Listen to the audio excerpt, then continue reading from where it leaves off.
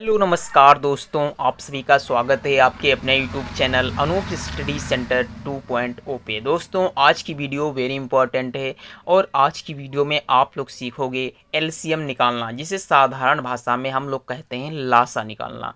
LCM का English में कहा जाता है लीस्ट कॉमन मल्टीपल। दोस्तों तो आप लोगों को पता होना चाहिए एलसीएम कैसे निकाला जाता है। आज की वीडियो में आइए आप लोगों को सिखाते हैं।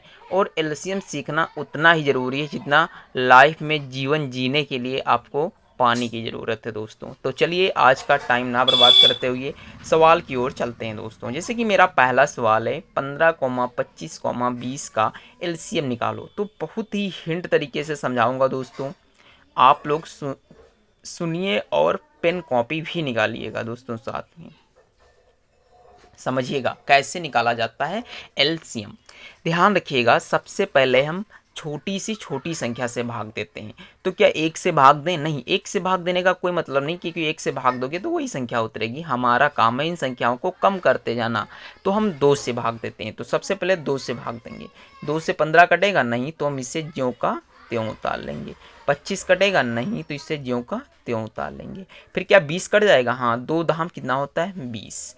जब तक 2 से कटे आप तब तक 2 से काटिएगा। 15 नहीं कट रहा, कोई दिक्कत नहीं। 25 नहीं कट रहा, कोई दिक्कत नहीं। 2 पंचे 10। अब देखिए दोस्तों, क्या 5 भी 2 से कटेगा? 25 भी 2 से कटेगा? नहीं कटेगा। तो अब हम कितने से कोशिश करेंगे? 3 से काटने की कोशिश करेंगे। तो देखिए 3 पचे कितना होता है? 15, यानी 5 कट गया। 25 कटेगा? 3 से नहीं कटेगा, इसे उतार लेंगे। 5 कटेगा? नहीं कटेगा, इसे भी उतार लेंगे। फिर देखिए दोस्तों 5 से काटेंगे, क्योंकि 4 से संख्या तो कोई कटने वाली रही नहीं। तो 5 से काटेंगे। तो 5 एकम 5, पचम 25, 5 एकम 5। आपको कि कहाँ तक सर काटना है? तो इसे वहाँ तक काटना है जब लास्ट में 1 आ जाए तीनों संख्याओं में। तो देखिए अब क्या 1 कटेगा 5 से? नहीं, तो 1 को तो ज्यों का त्यों उतार लेंगे, क्योंकि ये तो भाई कट गया। 5 एकम 5, ये भी कट गया। अब लास्ट में कितना बचा? 1 बचा। 1 बचा ना, तो यही दोस्तों हमारा हल हो गया। आपको यदि बूझे इसका मान तो आप इसे ऐसे भी लिख सकते हो, 2 मल्टीप्लाई 2 मल्टीप्लाई 3 मल्टीप्लाई 5 मल्टीप्लाई 5। तो ये 2 दूनी 4, 4 तियाँ 12, 12 पंजे 60 और 60 पंजे कितना होता है? 300। यानी इसका एलसीएम अगर जो पूछा जाए इन सभी संख्याओं का तो कितना आने वाला है? 300 आने वाला है। तो आई होप आप लोग समझ चुके होंगे कि ये सवाल कैसे लगता है। नहीं समझ में आया, कोई दिक्कत हुआ नहीं खेवा, आप दूसरा नंबर सवाल देखा। देखिए सवाल नंबर 2 क्या है, समझिएगा। सवाल नंबर 2 है 30, 45, 60। इसको मुझको एलसीएम ज्ञात करना है। तो देखिए एलसीएम कैसे ज्ञात किया जाता है, मैंने आपको पहले भी सिखाया कि एलसीएम कैसे ज्ञात किया जाता है, इसका भी सीखिएगा। 30, 45, 60 का एलसीएम सबसे पहले 2 से भाग देंगे। तो 15 दूनी 30 कट रहा है। 45 नहीं कटेगा, कोई दिक्कत नहीं, उतार लीजिए। 60 कट जाएगा, इसे हम लिख लेते हैं। फिर 2 से भाग देंगे। 15 कटेगा? नहीं कटेगा। 45 नहीं कटेगा, 30 कट जाएगा। 15 दूनी 30। अब क्या 3 से संख्याएं कटेंगी? यहाँ काट के कोशिश करते हैं। 3 पचे 15, 15 तियाँ 45, 3 पचे 15।